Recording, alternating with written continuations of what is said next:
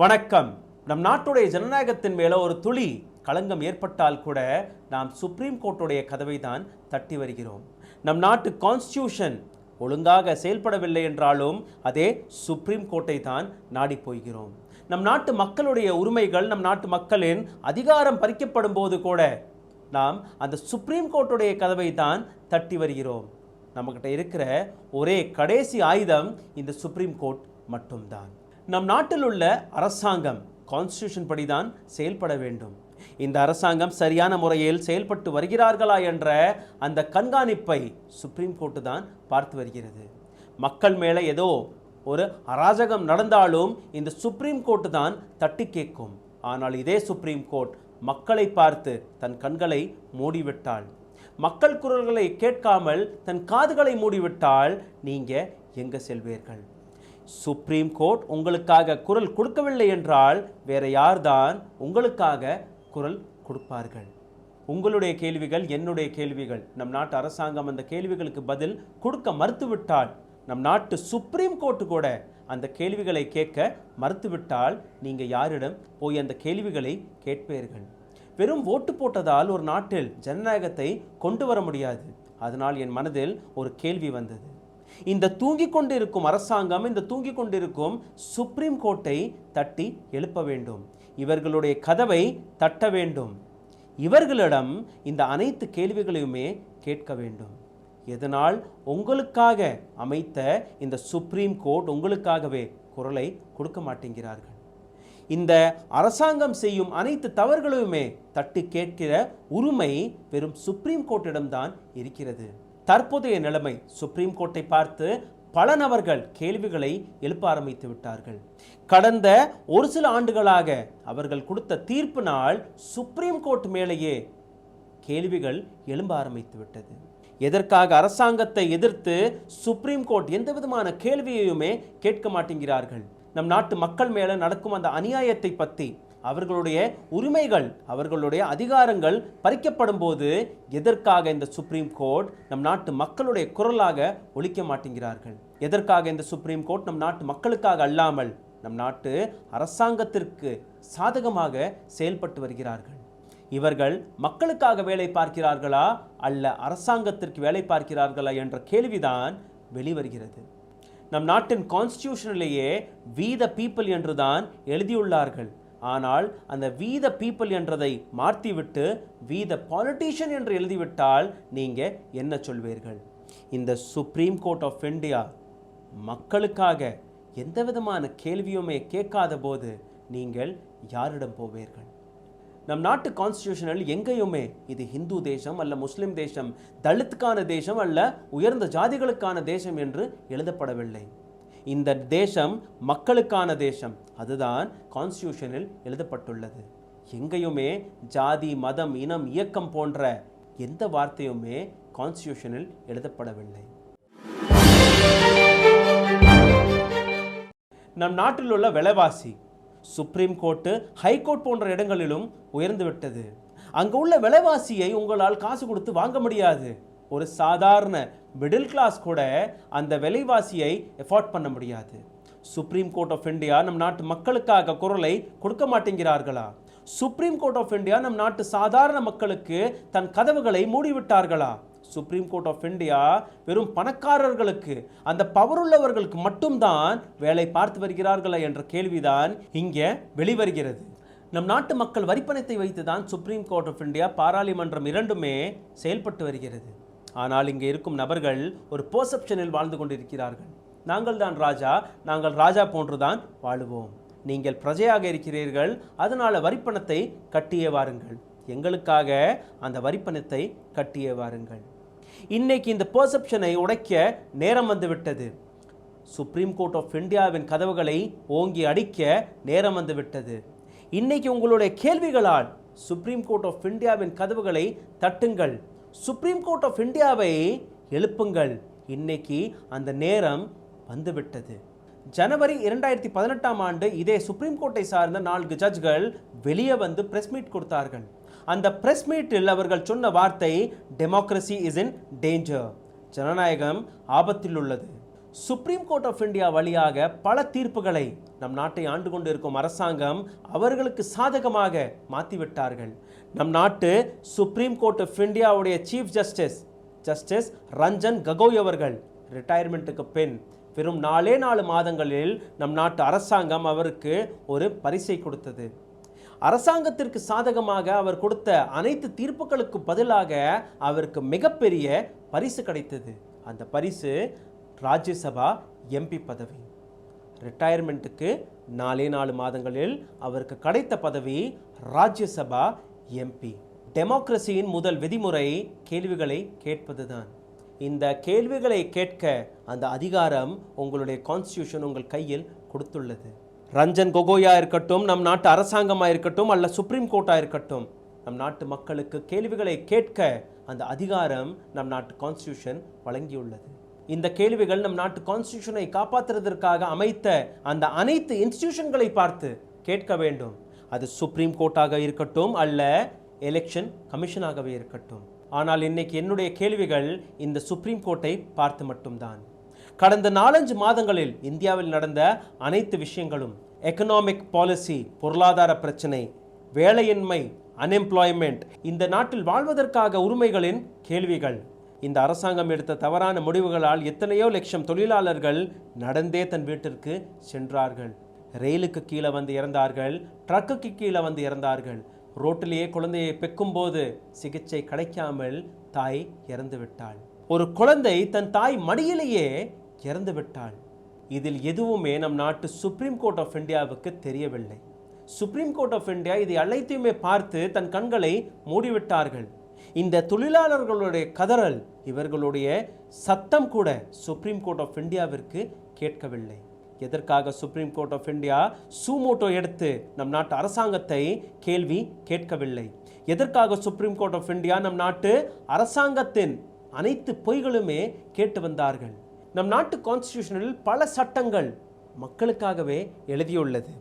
Right to live, article 41, article 43, article 43A, article 32, இந்த அனைத்து ஆர்டிகளுமே மக்களுடைய வாழ்கிற உரிமையை தான் கொடுத்திருக்கிறது. மக்கள் நம் நாட்டுக்குள் எப்படியெல்லாம் வாழ வேண்டும் என்ற அந்த அனைத்து உரிமைகளையுமே நம் நாட்டு கான்ஸ்டிடியூஷன் கொடுத்திருக்கிறது.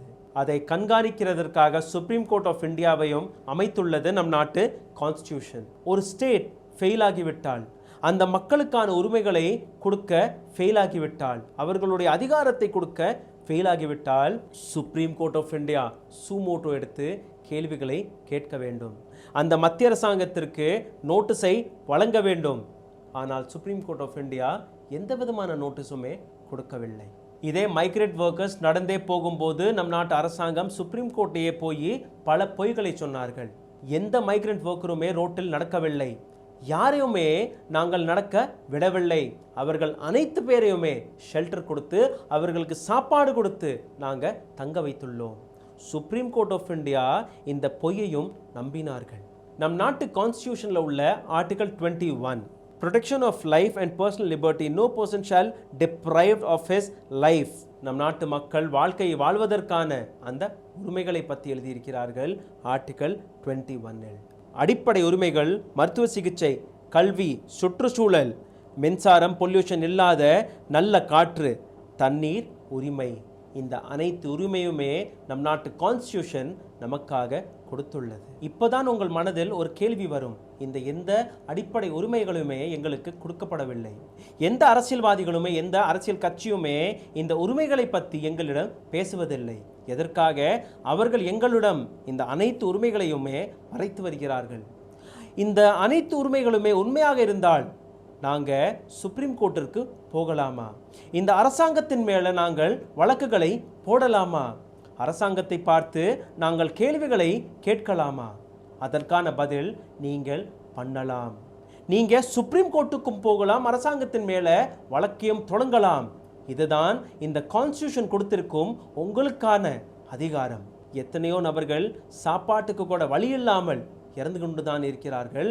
அப்போ எதற்காக இந்த Supreme court of India suo motu எடுத்து அந்த ஸ்டேட்டை பார்த்தோ அல்ல அந்த மத்திய அரசாங்கத்தை பார்த்தோ கேள்விகளை கேட்பதில்லை? இதே கான்ஸ்டியூஷன் ஆஃப் இந்தியாவில் உங்களுக்கான இன்னொரு உரிமை article 41, right to work and right to education. உங்களுக்கான கல்வி, உங்களுக்கான வேலை, இதற்கான பொறுப்பு அந்த நாட்டை ஆளும் அரசாங்கத்தின் கையில் தான் இருக்கிறது.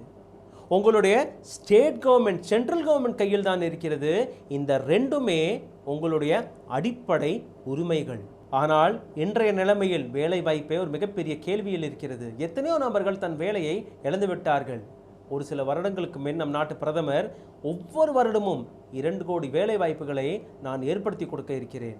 भाइयों बहनों, रोजगार आपको आपके प्रदेश में मिलना चाहिए कि नहीं मिलना चाहिए, आपके इलाके में मिलना चाहिए कि नहीं मिलना चाहिए. और इसलिए भाइयों बहनों, हमने मेक इन इंडिया का अभियान चलाया है. हम चाहते हैं छोटे छोटे कारखानों का जाल बिछे, छोटे छोटे कारखाने लगे, हर गांव गली मोहल्ले में रोजगारी का अवसर पैदा हो और नौजवान अपने ही इलाके में रोजगार कमाए, ताकि शाम को अपने माँ बाप के पास जाकर के बैठ सके, माँ बाप के साथ सुख दुख बांट सके, माँ बाप के साथ बैठ करके रूखी सूखी रोटी खा सके. ये हमें करना है भाई. Sir, you have generated in 2014-15 1.15 lakhs of jobs. It's not my figure, it's your figure. And 2.3 lakhs job in 2014-15-16. And 2016-17, there is a marginal increase, I agree. These figures are taken along with the jobless going closure, underemployment, thousands of employment generation has been completely wiped off. Sir, Prime Minister has said 2 crores job we will generate every year.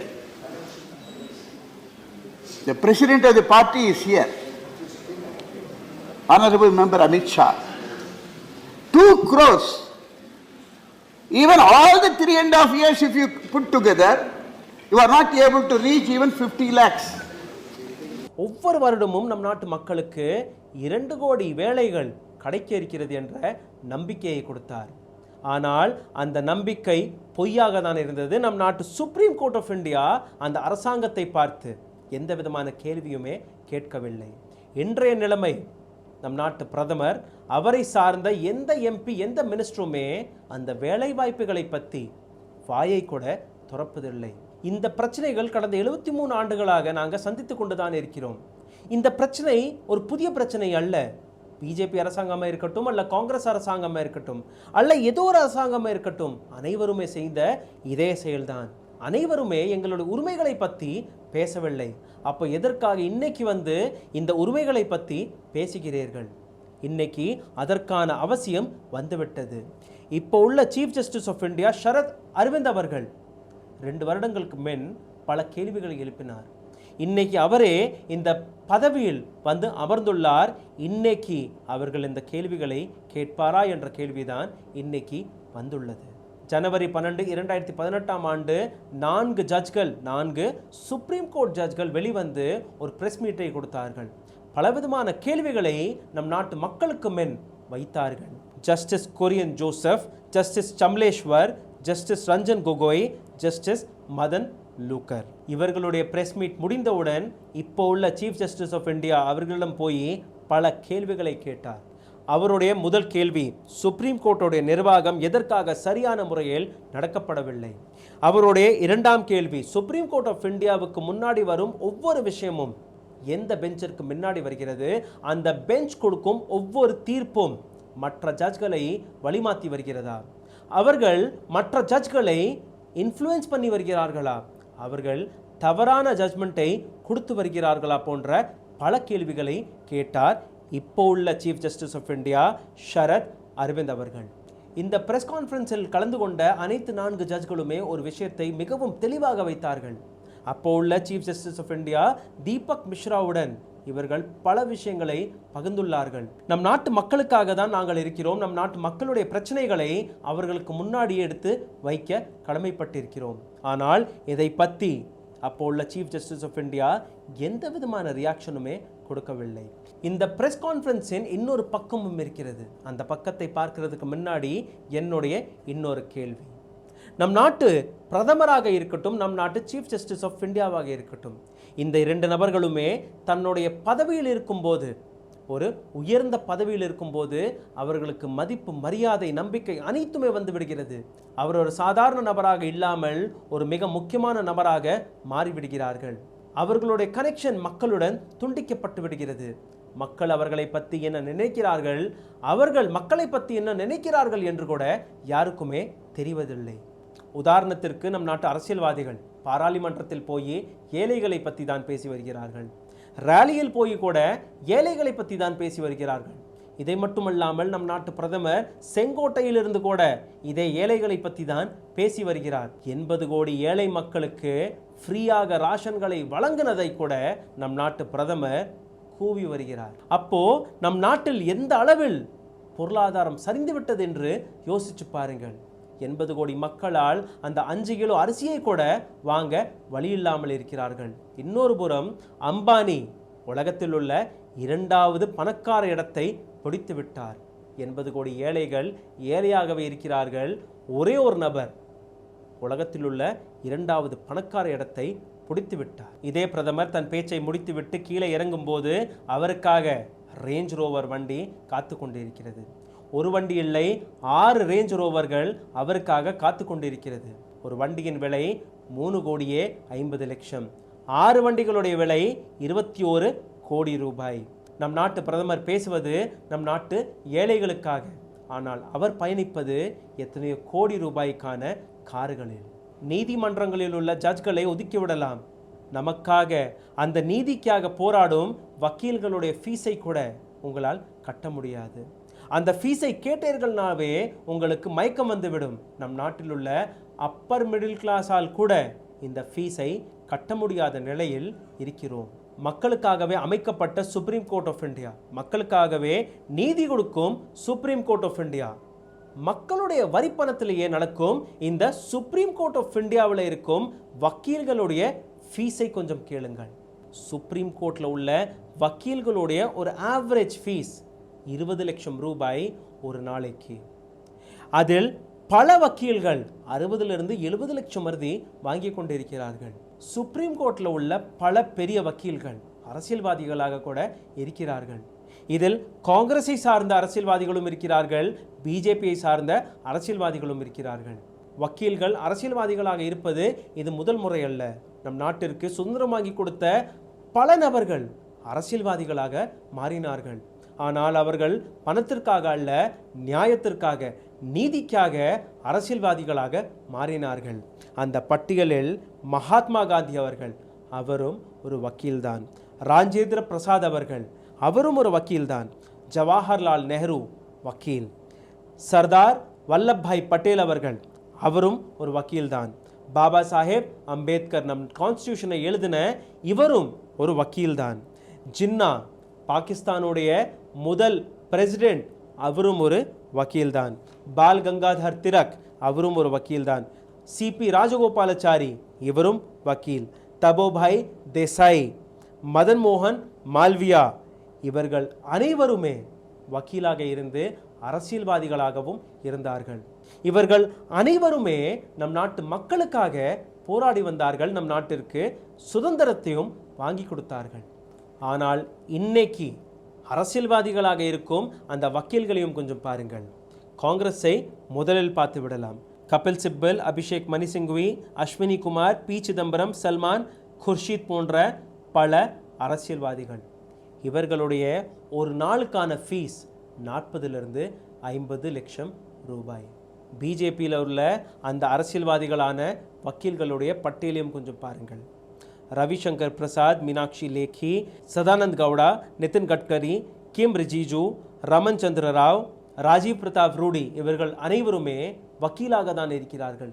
இவர்களுடைய ஃபீஸும் அதே 40லிருந்து 50 லட்சம் ரூபாய் ஒரு நாளைக்கு. 2019 நடந்த அந்த எலெக்ஷனும் போது பல வக்கீல்களுக்கு டிக்கெட்டை வழங்கினது பல கட்சிகள். முக்கியமாக பிஜேபி கட்சி 61 வக்கீல்கள், காங்கிரஸ் கட்சி 70 வக்கீல்களுக்கு டிக்கெட்டை வழங்கினார்கள். பிஜேபி கட்சியிலிருந்து 49 வக்கீல்கள் வென்றார்கள். காங்கிரஸ் கட்சியிலிருந்து 10 வக்கீல்கள் வென்றார்கள். இதிலிருந்து என்ன புரிய வருகிறது என்றால், இந்த சுப்ரீம் கோர்ட் ஆஃப் இந்தியா மக்களுக்காக அல்லாமல் பணக்காரர்களுக்காக மாறிவிட்டது. மக்களுடைய உரிமைகளுக்காக அல்லாமல் இந்த அரசாங்கத்தின் உரிமைகளுக்காக மாறிவிட்டது. 40 50 லட்சம் ரூபாய் வாங்கும் இந்த அரசியல்வாதிகள், இந்த வக்கீல்கள் தன் பவரை கையில் வைத்து அனைத்து விஷயங்களையுமே சாதித்து வருகிறார்கள். நம் நாட்டு அரசாங்கத்திற்காக, நம் நாட்டு அரசியல்வாதிகளுக்காக, நம் நாட்டு கார்ப்பரேட்டுக்காக வாதாடி வருகிறார்கள் இந்த வக்கீல்கள். மீண்டும் ஒரு முறை அதே பிரஸ் மீட்டிற்கு திரும்பி விடலாம். அந்த 4 ஜட்ஜ்களில் ஒரு மிக முக்கியமான ஜட்ஜ் ரஞ்சன் கோகோய் அவர்கள். ரஞ்சன் கோகோய் அவர்கள் கொடுத்த ஒரு மிக சீரியஸான statement, democracy is in danger. இதே வார்த்தைக்கு பின் அடுத்த 9 மாதங்களில், அதாவது அக்டோபர் 3ஆம் தேதி 2018ஆம் ஆண்டு சீஃப் ஜஸ்டிஸ் ஆஃப் இந்தியாவாக தேர்ந்தெடுக்கப்படுகிறார். நவம்பர் 18ஆம் தேதி 2019 அன்று அவருக்கு ரிட்டையர்மெண்ட் கிடைத்து விடுகிறது. ஆனால் 3 அக்டோபர் 2018 இருந்து 18 நவம்பர் 2019 வரை அவர் கொடுத்த வேர்டிக்ட்களை கொஞ்சம் கவனித்து பாருங்கள். இந்த காலகட்டத்தில் உள்ள நம் நாட்டு chief justice of India Ranjan Gogoi அவர்கள் கொடுத்த பல தீர்ப்புகள், முக்கியமாக காஷ்மீருடைய ஆர்டிகல் 370, 3 தலாக், சபரிமலா விவகாரம், ரஃபால் டீல், ராம் ஜன்ம பூமி விஷயம், அசமில் போடப்பட்ட என்ஆர்சி, இது போன்ற பல வழக்குகளுக்கான தீர்ப்பை வழங்கினார் ரஞ்சன் கோகோய் அவர்கள். அனைத்துமே அரசாங்கத்திற்கு சாதகமாக. அதற்கு அவருக்கு கிடைத்த பரிசு ராஜ்யசபா எம்பி பதவி. ரஞ்சன் கோகோய் போன்ற நபர்கள் காட்டின மிக கேவலமான வழி மற்ற ஜட்ஜ்களுக்கு. அரசாங்கத்திற்கு சாதகமாக நீங்கள் வேர்டிக்ட்களை கொடுத்தீர்கள்னா, தீர்ப்புகளை வழங்கினீர்கள்னா, உங்களுக்கும் என்னை போன்ற பரிசு காத்து கொண்டிருக்கிறது. அவர்களுக்கு சாதகமாக தீர்ப்புகளை வழங்கினீர்கள்னா, என்னை போன்ற உங்களுக்கும் பதவி காத்து கொண்டிருக்கிறது. சுப்ரீம் கோர்ட் ஆஃப் இந்தியா நம் நாட்டு வரிப்பணத்தில் தான் செயல்பட்டு வருகிறது. அங்கே உள்ள அனைத்து நபர்களுடைய சம்பளம், அங்கே உள்ள ஸ்டேஷ்னரி, அனைத்து செலவுகளுமே நம் நாட்டு டாக்ஸ் பேருடைய பையிலிருந்து தான் போகிறது. அதிலும் முக்கியமாக சுப்ரீம் கோர்ட் ஆஃப் இந்தியாவில் உள்ள சீஃப் ஜஸ்டிஸ்க்கான செலவையும் கொஞ்சம் பாருங்கள். ஒரு மாதத்துக்கான செலவு கணக்கு. சீஃப் ஜஸ்டிஸ் ஆஃப் இந்தியாவுடைய சம்பளம் 2,80,000 ரூபாய் ஒவ்வொரு மாதமும். வீடு free, car free, driver free, cook, helper, gardener, வெளிநாடுகளுக்கு போனால் இல்லை உள்நாட்டிலேயே ட்ராவல் பண்ணால் அந்த ட்ராவலுக்கான அனைத்து செலவுமே அரசாங்கம். ஃப்ளைட் ஃப்ரீ, ட்ரெயின் ஃப்ரீ, ஹோட்டலில் போய் தங்கினாலும் அதற்கான பணமும் ஃப்ரீ. இந்த அனைத்து பணத்தையுமே நீங்கள் கூட்டி கழித்து பார்த்தீர்கள்னா ஒரு மாதத்தில் 10 லட்சம் ரூபாய் நம் நாட்டு வரிப்பணத்திலிருந்து இந்த ஜஸ்டிஸ்களுக்கு போய் சேர்கிறது. அதுவும் சீஃப் ஜஸ்டிஸ் ஆஃப் இந்தியாவிற்கு. சுப்ரீம் கோர்ட் ஆஃப் இந்தியாவில் இருக்கும் மொத்த ஜட்ஜ்களுடைய எண்ணிக்கை 34. சுப்ரீம் கோர்ட் ஆஃப் இந்தியாவில் 2013 2014 வரை 62,000 கேசஸ்கள் இருந்தது. இப்போது வெறும் 60,000 கேசஸ் தான் இருக்கிறது. நம் நாட்டில் 25 ஹைகோர்ட்கள் இருக்கிறது. இந்த 25 ஹைகோர்ட்களில் 771 பர்மனெண்ட் ஜட்ஜ்கள் இருக்க வேண்டும், 308 அடிஷ்னல் ஜட்ஜ்கள் இருக்க வேண்டும். ஆனால் இப்போவும் 394 சீட்கள், ஜட்ஜ்களுக்கான வேகன்சிஸ் அங்கே இருக்கிறது. ஹைகோர்ட்டில் உள்ள பெண்டிங் கேசஸ்கள் 2014 41,53,000 பெண்டிங் கேசஸ்கள். 2020 வரை 44,75,000 அதிகரித்திருக்கிறது. டிஸ்ட்ரிக்ட் கோர்ட்டுகளையும் கொஞ்சம் பாருங்கள். 2014 வரை 2,62,00,000 பெண்டிங் கேசஸ்கள். 2020 வரை 3,14,00,000 பெண்டிங் கேசஸ்கள் இருக்கிறது. Budget for democracy, Supreme court of இந்தியாவும் இதில் தான் அடங்கும், எலெக்ஷன் கமிஷனும் இதில் தான் அடங்கும். 2018-19 ஒதுக்கப்பட்ட தொகை 4,366 கோடி ரூபாய். லா அண்ட் ஜஸ்டிஸுங்கிற பேரில் 3,173 கோடி ரூபாய். அதிலும் குறிப்பிட்டு சுப்ரீம் கோர்ட் ஆஃப் இந்தியாவுக்காக ஒதுக்கப்பட்ட தொகையும் கொஞ்சம் பாருங்கள். 2018-19 258 கோடியே 53 லட்சம் ரூபாய். 2019-20 294 கோடியே 46 லட்சம் ரூபாய். 2020-21 308 கோடியே 61 லட்சம் ரூபாய். 2018 258 கோடி ரூபாயிலிருந்து அதிகரித்து 2020 வர 308 கோடி ரூபாயாக அதிகரித்துள்ளது இந்த பட்ஜெட். ஆனால் இந்த கோட்களில் உள்ள இன்ஃப்ராஸ்ட்ரக்சர் எந்த விதத்திலுமே டெவலப் ஆகவில்லை. இன்ஃப்ராஸ்ட்ரக்சருங்கிற பேரில் 2020-21 மட்டுமே 800 கோடி ரூபாய் ஒதுக்கப்பட்டுள்ளது. National mission for justice delivery and legal reforms, இதன் பெயரில் 285 கோடி ரூபாய். இந்த பட்ஜெட்டிற்கு ஏற்ற மாதிரி டெலிவரி நடக்கிறதா என்றுதான் மிகப்பெரிய கேள்வியாக இருக்கிறது. நம் நாட்டு கான்ஸ்டியூஷன் சுப்ரீம் கோர்ட் ஆஃப் இந்தியாவிற்கு பலவிதமான அதிகாரங்களை வழங்கியுள்ளது. நம் நாட்டு அரசாங்கம் ஒழுங்கான முறையில் செயல்பட்டு வருகிறதா என்று இவர்கள்தான் பார்க்க வேண்டும். நம் நாட்டு மக்களுக்கு இந்த அரசாங்கம் சரியான முறையில் அனைத்து விஷயங்களுமே செய்து வருகிறார்களா என்று இந்த சுப்ரீம் கோர்ட் ஆஃப் இந்தியா தான் பார்க்க வேண்டும். அரசாங்கம் சரியான முறையில் நடக்கவில்லை என்றால் Supreme court of India suo motu எடுத்து அரசாங்கத்திற்கு நோட்டீஸ் வழங்க வேண்டும். ஆனால் இந்த சுப்ரீம் கோர்ட் ஆஃப் இந்தியா அரசாங்கத்துடன் கைகோர்த்து அவர்கள் சொல்லும்படி கேட்க ஆரம்பித்து விட்டால் உங்களுடைய உரிமை, உங்களுடைய அதிகாரம் உங்களிடம் இருக்குமா என்று கொஞ்சமாக சிந்தித்து பாருங்கள். நன்றி, வணக்கம்.